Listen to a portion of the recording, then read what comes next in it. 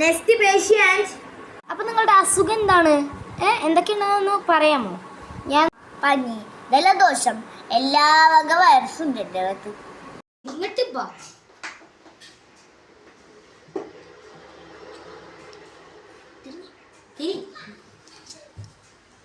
എന്റെ അട്ടപ്പറം വെച്ച് ഇതിലെന്ത് ജേബില് സ്പീക്കർ ഉള്ള ഇപ്പൊ തന്നെ എന്റെ ചെവി അടിച്ചോനെ. സത്യത്തിൽ ജേബിൽ ഉണ്ടാ? ഇതല്ല ഇതിന്റെ അപ്പുറം ചെയ്യണ ആളല്ല നിങ്ങള്.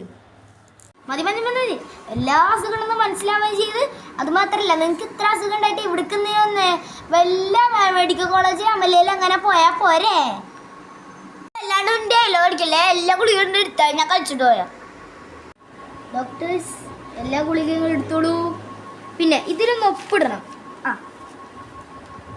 ഇവിടെ ഇവിടെ ഇവിടെ ഇവിടെ സോറി ഇല്ല.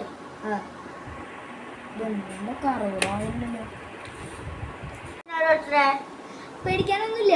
ഞാൻ മരിച്ചുപോയോ നിന്റെ കൂടി എന്റെ സ്ഥാപനം ഞാൻ മീറ്റടിക്കില്ല എന്നതിന്റെ ഒരു എഗ്രിമെന്റ് ഇടവങ്ങണ്ട്. തെളിവ് തെളിവ് ഇത്രേ ഉള്ളൂ. മെഡിക്കൽ സ്റ്റോറിൽ ആ വിളയൊക്കെ കുറേ കിട്ടും.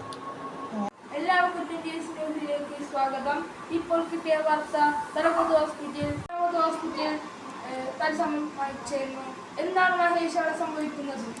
പറഞ്ഞ ശരിയാണ്, ഒരാൾ മരിച്ചിരിക്കുന്നു. എന്ന് വെച്ചാൽ അയാൾ തൂങ്ങി മരിച്ചതല്ല, ആത്മഹത്യയല്ല, എന്നാൽ അയാൾ കൊല്ലപ്പെട്ടത് പോലുമല്ല. അയാൾ ഗുളിക കഴിച്ച് മരിച്ചതാണെന്ന് പറയുമ്പോൾ എനിക്ക് ചിരി വരുന്നുണ്ട്. എങ്കിൽ ഞാൻ അദ്ദേഹത്തെ ഗുളിക കൊടുത്ത ആ ഡോക്ടറെ ഒന്ന് ചെന്ന് കണ്ടിരുന്നു. അദ്ദേഹം പറയുന്നത് ഇന്നലെ ഞാൻ അയാളോട് പറഞ്ഞിരുന്നു. അത് മാത്രമല്ല അദ്ദേഹം ഒരു എഗ്രിമെന്റ് വെച്ചിരുന്നു. എന്നിട്ട് അതിൽ ഒപ്പിടുക വരെ ഈ ആത്മഹത്യ ചെയ്ത ആൾ ചെയ്തിരുന്നു. അതാണ് ഇതിലെ ഏറ്റവും വലിയ വ്യത്യാസം കാണിക്കാൻ വേണ്ടി ഞാൻ എന്താ പോകുന്നു. എഴുതിയിട്ട് വരെയുണ്ട്, മരിച്ചാൽ ഞാനും എൻ്റെ സ്ഥാപനവും ബോഡി ഏറ്റെടുക്കില്ല. ഡോക്ടർ ഒപ്പിട്ടുണ്ട്, പേഷ്യൻ്റ് ഒപ്പിട്ടുണ്ട്, പേഷ്യൻ്റ് ഒപ്പിട്ട് തെറ്റ് വരെ വന്നിട്ടുണ്ട്. എന്നിട്ട് അത് ശരിയാക്കി ഇവിടെ ഒപ്പിട്ടിട്ടുമുണ്ട്. ഇതൊക്കെ ഇത്രയും തെളിവുകൾ തന്നിട്ടാണ് ഡോക്ടർ നമ്മളെ വീട് പറഞ്ഞിട്ടുള്ളത്. ഇത്രയും തെളിവ് എന്നതിൻ്റെ അർത്ഥം അദ്ദേഹത്തിൻ്റെ മേൽ കേസ് എടുക്കരുത് എന്നതാണ് എൻ്റെ അഭിപ്രായം. പ്രത്യേകിച്ചൊന്നുമില്ല. ശുഭദിനം.